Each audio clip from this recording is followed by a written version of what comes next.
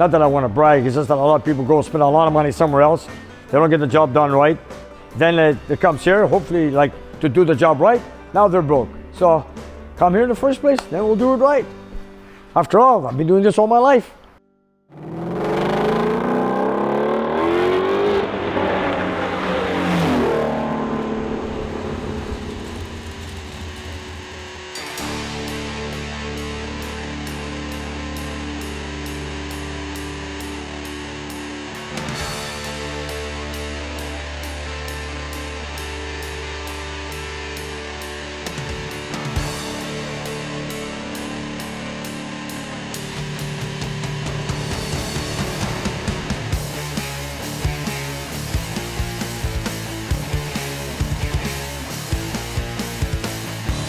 We've got a 70 Roadrunner with the option with the air grabber, which is a door that opens up for cold air package.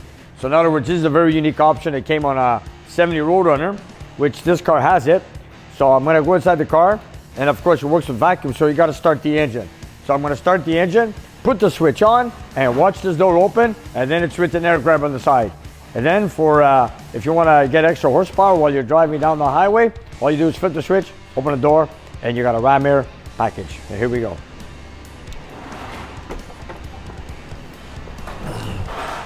I'll start her up, put the switch on, and get the door open.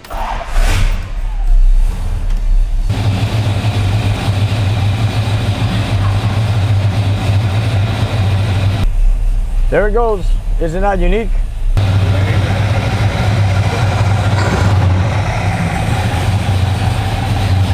And then flip the switch off, like so, and now the door is gonna shut down. And it's all vacuum operated by a red button right over here, and it's written air grabber. And that's a nice option you can get on a 70 Roadrunner, right from Mopar. You know, it's very rare I got a beautiful B body with the whole interior that's all original from the factory, 100%, that everything works. Every gauge, every light, every instrument, whatever you wanna call it, switch, light, bulb, 8-track, everything works. It's got a beautiful piston grip, 4-speed, of course. It's been restored by I don't know who, but it's a very nice restored car. And what I like about it, it's got a beautiful Hemi in it, 426 with aluminum heads. It's got, of course, the optional cold air package. I've been driving it yesterday. It goes beautiful. He's also got the upgraded 4-wheel disc brake all the way around. Of course, he's got a Dana 60 in the back. And besides that, it's a beautiful car. I love it when I put the 4-way flasher on and they flick on right there on the hood. Look at that. Isn't that unique? When you got flashers on the fender, flashers on the hood, I love it when everything works. Every little light bulb. That's where I am, you know? You got a light bulb, this should work. Don't have one that doesn't work at all. This customer has a 426 Hemi in it. There it is, the cold air package. It's a lot of pieces to get it to work. It's got, of course, the housing, the air cleaner, what do you call the actuator, the vacuum canister, all the plumbing, and it takes a lot of pieces to make this air grabber work.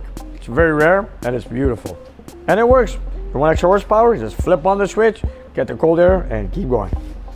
And there's that famous Roadrunner horn, beep beep. Let me just press on it. You can hear it. And of course, that horn only comes with the Roadrunners.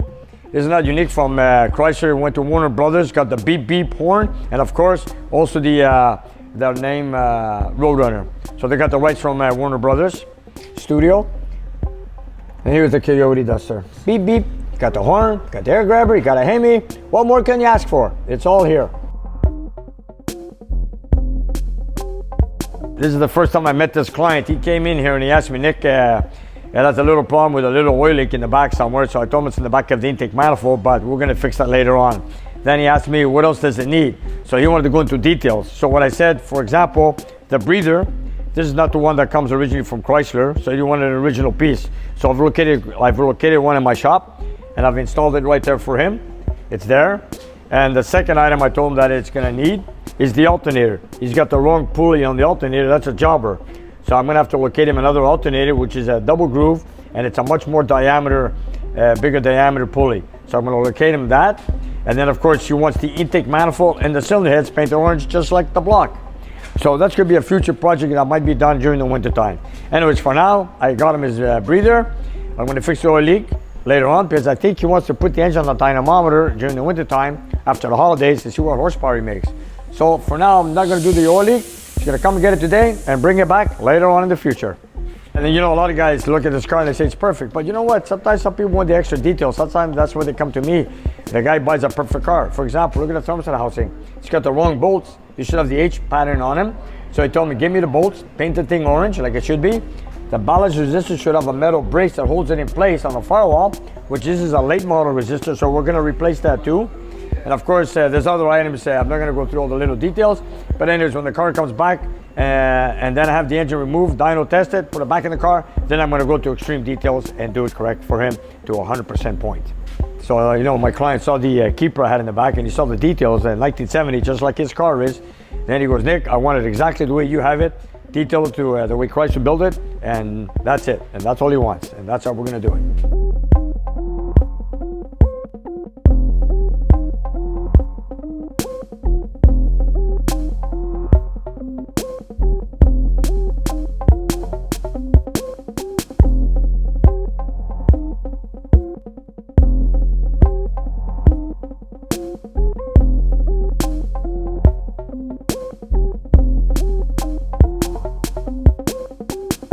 Nick's gonna spend some more time with this beautiful Roadrunner later. But first, let's catch up on some engine building.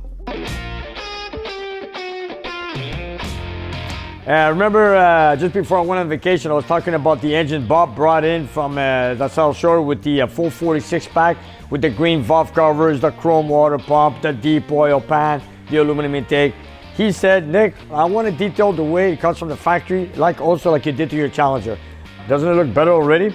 He came in with green valve covers, chrome, this and that, whatever. He wants the factory look, and this is what we're doing. We're almost there. So Vasili's gonna do the final touch on a few little details here. This engine was built 12 years ago by somebody else, and he's never installed it in the car. He had it in his house, just turned the crank once in a while. So then he brought it here, it was full of dust. It wasn't detailed, so he's asked me to do it. So we took off the intake, we took off the cylinder heads, we looked inside, we replaced the oil pan, we did also the time engine cover, water pump, got him a new water pump, replaced the water pump housing, and he wanted to remove the high volume oil pump, put a high pressure pump, which I just did. I've got him the intake paper gasket, of course. We had the valve covers cleaned up and put them on also. He also had a few bent push rods because he kept turning the engine over once in a while. And of course, the rocker shafts were loose. So, you know, when the lifters are going up and down while you're cranking the engine with the key, they're going up and down the push rods, but they're going underneath the shaft because they're not in place with the rockers because of the reason that the shafts were slacked off, so there's no spring pressure while it's in storage. So he bent 4 push rods. I've located another 4. I've had them installed. They're in there. We had the engine primed. We had 70 pounds of oil pressure. So now, he's going to put it together, and after that, it's going to go straight in the dyno. Here's the manifolds. We got the manifolds. Here's the exhaust manifolds that he wanted to install. Then, of course, we got the brackets for the wiring. They're right here. And here's the gaskets I trim when I do the exhaust manifolds. Here's the coil setup. Then, of course, he's got the dipstick he wants me to put on. He's got the Chrysler wiring here he wants me to put on. And then he also wanted a tan cap. Actually, I couldn't locate a cap right now, so I had one painted for him so we could get it going. I've got the bolt and stud kit for the exhaust manifolds. Gaskets are ready. So besides that, then after that, once it's on the dyno, we're going to install the carburetors and we'll take it from there. Well, you know what? Back in the time, a lot of guys when they were building cars, they've changed valve covers, they installed headers, they put big oil pans, they put big aluminum fans, they put a lot of chrome.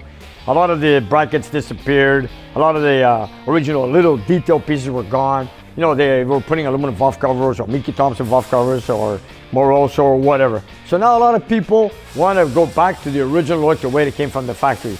So this is what I'm here for, and this is what he wants, and this is exactly what I'm going to do. He wants it the way it came from the factory, and this is what we're doing. I got to do some timing work on this car for tonight. Yeah, we're going racing tomorrow, so I got to tune something on my brother's car for stay tonight when he comes in. We're going to check the timing on it, and then after that, it's off to the racetrack tomorrow morning. And at the same time, it's going to go in storage, and I'm going to get another extra spot in my shop. There's a garage full of Mopars here today, let me tell you. And there's a Charger outside. And then I got a Boss, I got a Corvette. I've ordered parts for that. I've ordered parts for that one. I got parts coming in for the satellite. The Mustang is on hold for now. And right now, I gotta bring my Kowalski project down so I can get started working on it this weekend.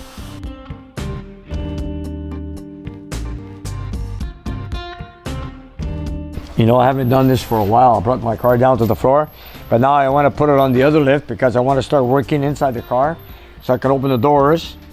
So I've got a lot of parts that came in. The only piece I'm still waiting for right now is the exhaust and the front grille assembly. But in the meantime, I've got a lot of parts for the interior, and I want to get going on that. And then of course I've got another piece missing for the A-post in the front, the plastic trim. So it's always a challenge with every piece I get in here.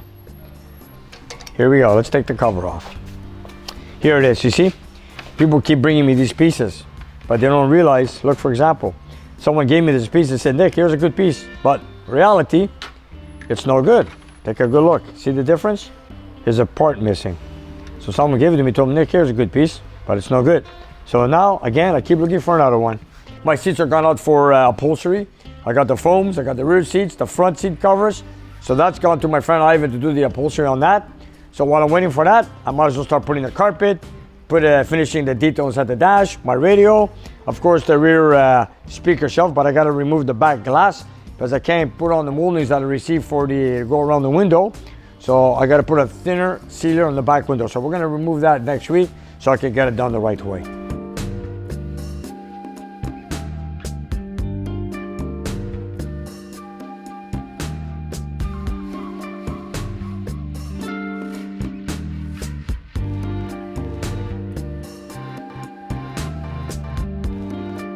Nick had a lot of customers' jobs to get finished before he went on summer holiday. And then it was time to focus on the family for a while. So he hasn't been able to work on his car in nearly a month. My seat belts are in. I even did a good job on that. Custom work. My buddy who does the upholstery, he did my seat belts for me. He cleaned the buckles, not re-chrome, just clean them. He put a new belt. He stitches the same way the factory does it. I don't got the date or the part number of the tags from Chrysler. Really, I don't care because I'm not going to Conqueror's Restoration. I just don't want to do a nice job. It's simple. It costs me less. And of course, this car's gone over budget already. And there's my window moldings. That costed a fortune to get polished. And they got them done. And look at that. They look brand new. Look at that. They were all dinged up before. These are the moldings that came with the car. Anyways, paid a few bucks. Got them polished and ready for installation. Wow, can't wait to start this car up, let me tell you. I can't wait. All right, now I gotta put the ramps, so let's push it down. And it's hard because sometimes I come in the middle of the night, I come on holidays, I come on the weekends, no one's around. So every time I get a break, I come in and start putting pieces on the car. I'm already occupied during working hours, so I gotta make a lot of time to finish this car. I do not have a steering column on it, so we gotta push it very slow.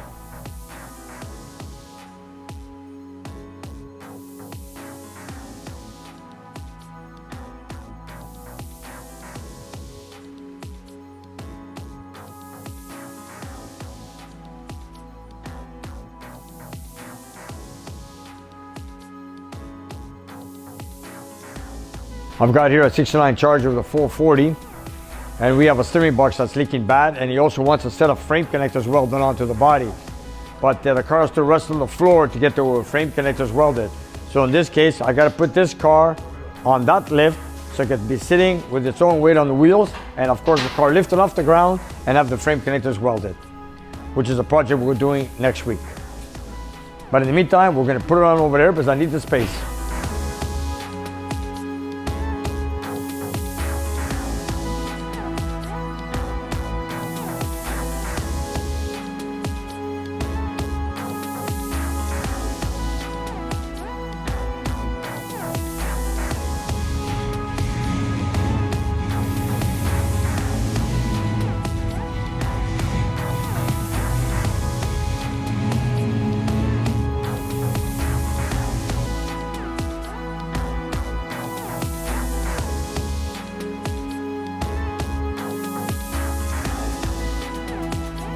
I had a fellow YouTube watcher that came in yesterday and he goes to me, Nick, since you couldn't get a Demon from Chrysler, He brought two of them for me, and he gave them to me. And here they are.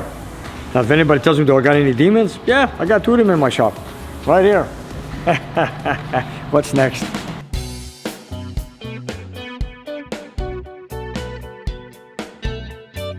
After moving some cars around in the shop, there's room for Vasily to start working on Bob's 440 six-pack.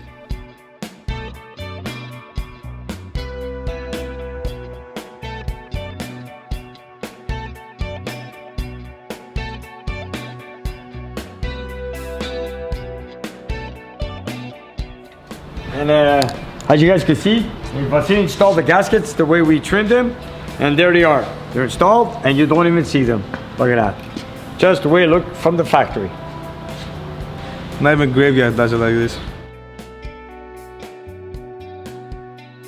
Here we go. Now we turn the engine over just to know how to put in a distributor. First of all, you got to turn the engine over until you get the compressor stroke right here with the spark plugs out. So Vasily has turned over the engine. We found the piston here on compressor stroke, top dead center.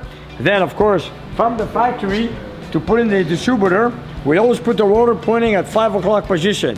And of course, the gear drive in there, which the slot goes in for the distributor, has to go parallel with the camshaft, which we have right now. So then, by doing so, like this, with the vacuum facing towards the driver's side, and the rotor pointing 5 o'clock, and there we have it. So now we're ready for startup. The only thing we have to do is check the timing. It's an Indie Auto trademark. That's right. And there you go. And this is where it comes from the factory. 5 o'clock is always number one cylinder at top dead center at compression stroke, like so. When you want your engine to appear factory 50 years later, it takes a garage like Nick's, where they know all the little details. Whoever restored this distributor didn't think of it as a six-pack, which is a longer wire. If you had a Hemi, which the coil is set up in the front, this wire is perfect. But for a six-pack where the coil is further back, we need a longer wire. So what Vasily here is going to do is cut it up, extend it another couple of inches so you can reach the coil and get it started. We just received another 440 that came in last night. This is coming from a 73 Barracuda, and this customer wasn't lucky. He's got the engine built in the past 2 years twice, and he's also a viewer of mine, but he didn't come here in the first place 2 years ago, so they had a little issue. So when he had the engine built 2 years ago, they had the wrong bearings in there, and he's lost a lot of oil pressure the first time. A friend of his was telling him to go to this other place to check on the motor and get it done right. But meanwhile, he watches me on YouTube and goes, Nick does a lot of 440s. Why don't you just take it to Nick? But he goes, you know, my friend's gonna help you, this and that. And anyway, so he ended up taking it to a second place, a friend of his friends, and they did it again. And now he's got another problem. He told me that it doesn't have any power, and he wasn't happy with it. It's a 440, should have some power, should have over 400 horsepower, but he wasn't happy. He heard some ticking noises, he wasn't happy with a couple of things, so then he took it back out of the car, and then finally yesterday decided to bring it here at Nick's garage, here in my own shop. And of course, he wants to see this on a dynamometer, which he has never seen, and he wants to see this motor on the dyno running to see what's going on. After all the hell he's gone through, he says, you know what, it's finally gonna get done right, like I said, or you know, do my best, and he wants to see it on the dyno, see what it can really do. And let's hope the third time is a charm.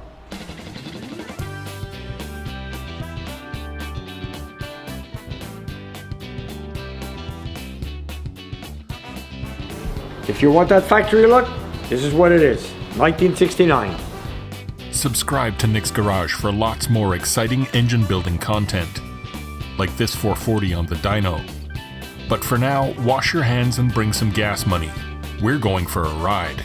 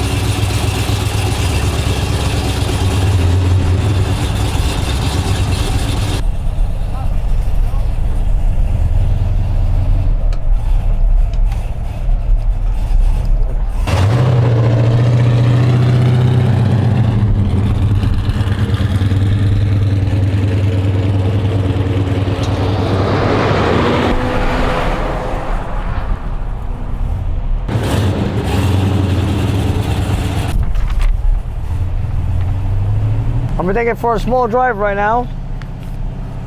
I made a list of what I need. So I'm gonna take it for a drive. I'll be right back.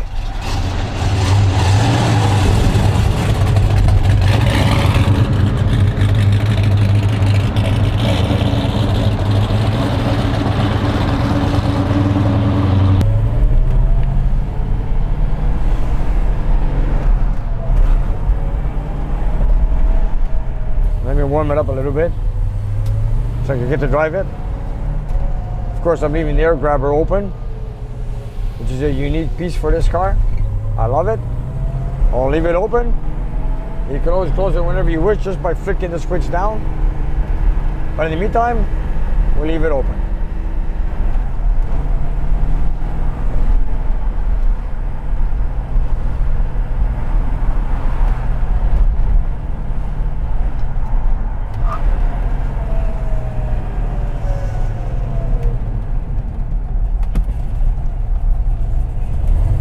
Nice day to drive the car around.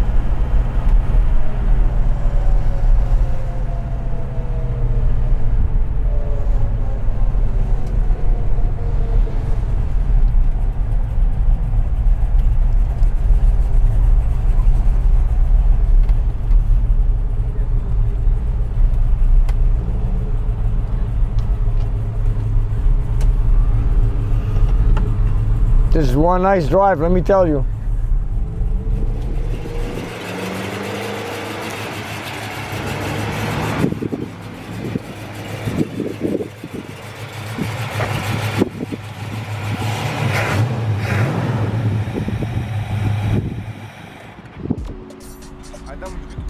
Hey? Adam, 없어 τίποτα ή... Well, no, what's I doing? Okay, and the guys for the Mini Cooper here. Okay, I'm gonna come in now. Okay.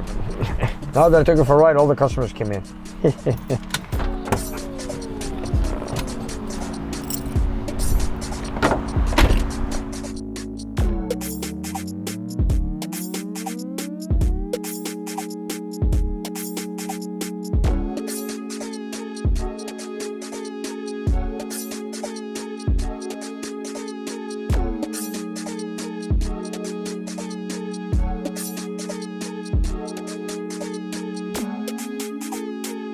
And you guys, if you look down below the video, we have a whole bunch of merchandise that you guys can buy.